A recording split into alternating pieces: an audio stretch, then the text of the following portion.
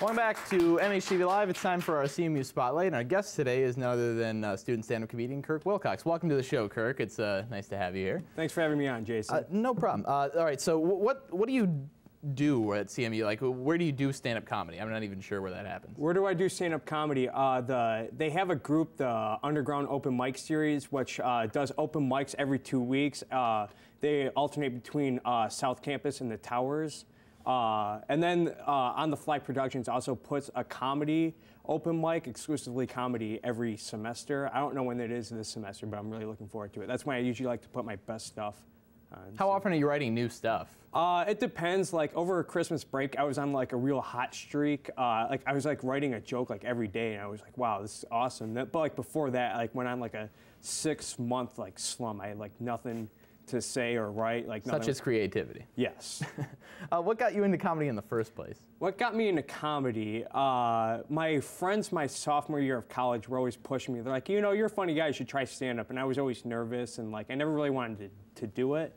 But they just kept pushing me, so I finally did it just to shut them up. And I actually did pretty good my first time. I felt I did pretty good, and it felt really good getting laughs. So I thought, you know, I should probably do this more often. All right, so you're here, you're a student studying stuff at college. What do you plan to do after college?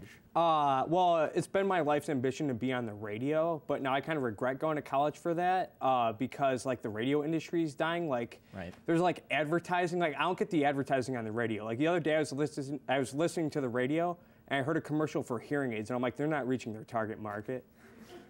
It'd be like if you opened a magazine and saw an ad for Hooked on Phonics. Like, what would that say? It's like, if you can read this product is not for you.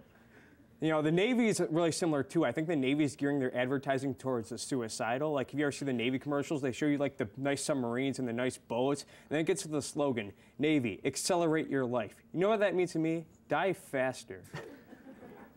You know. That was a slogan for the Yugo, I thought, too. The Yugo? No.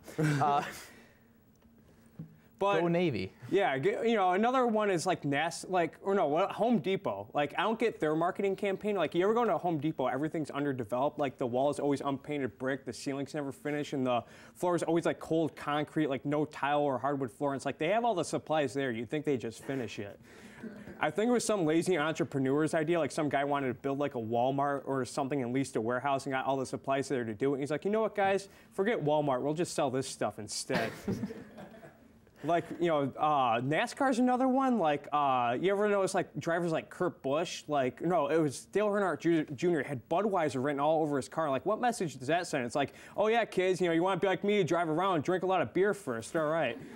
The drunk driving PSAs are really similar. They're all the same. It's always like 3 hot girls in bikinis dancing around to really bad music. And at the end, it says, on the way home, they were killed by a drunk driver. So I'm under the impression that only attractive people die in drunk driving accidents, so my girlfriend and I are safe. I'm just kidding, I don't have a girlfriend. Where do you get this from? Where do you get your material from? Well, a lot of it's my family, because my family is really weird. Like, my sister's really weird because she's kind of on the hefty side and she's really annoying. Like, every time she tries on a new outfit, she has to come up to me and ask me, like, Kirk, does this make me look fat? I'm like, man, it's like a double standard. I don't want to hurt her feelings and see her cry for 2 hours, but I don't want her going out looking bad. So it's like, how do I handle this situation? So I killed her. It's like, my cousin's really weird too. Like, one time my cousin had me pet sit his rabbit while he went on vacation, and the rabbit died while I was taking care of it. My cousin got mad at me like it was my fault. He asked me questions like, what did you feed it? And I was like, trick cereal. I thought all rabbits like that stuff.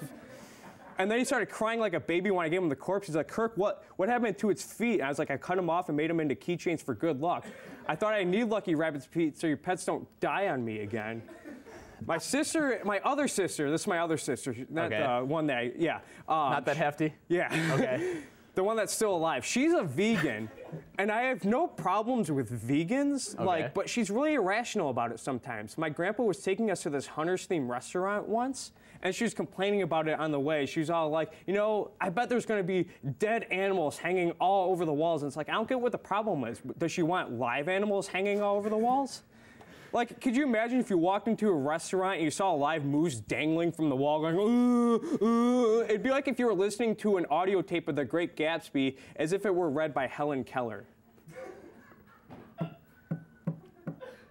Note to editor, run disclaimer that I have nothing to do with what Kirk's saying.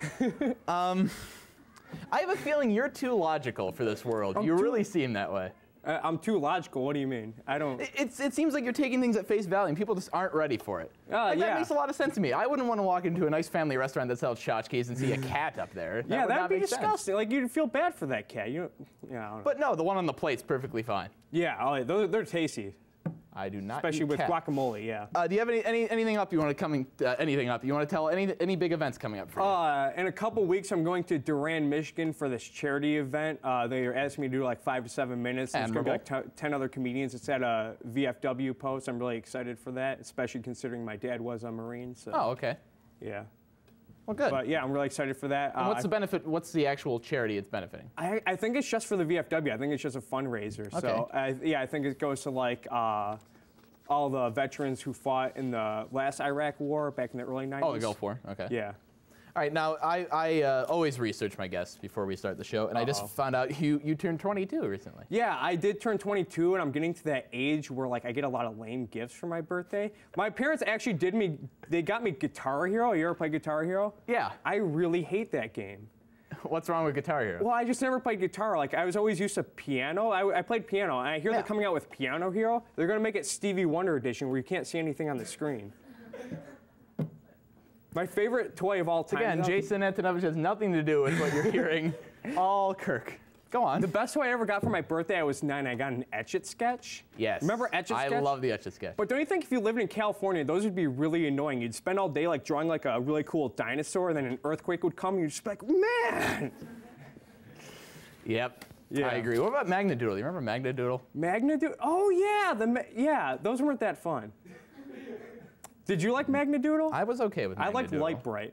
Light Bright was good. Now, Light Bright I liked, but that stifles your creativity to where they put the holes. That's my problem with that. It's the same thing, it's like paint by numbers. Same thing. It's like anybody can put the things in the thing. Yeah, I'd always hate like you'd have the paper on there, and then you'd like plug the little pegs in, and then like your older brother or sister would come and just rip it off, and you're just like, ah. I know, there went my clown face, or whatever else is on the box. Kirk, I believe we're done with you.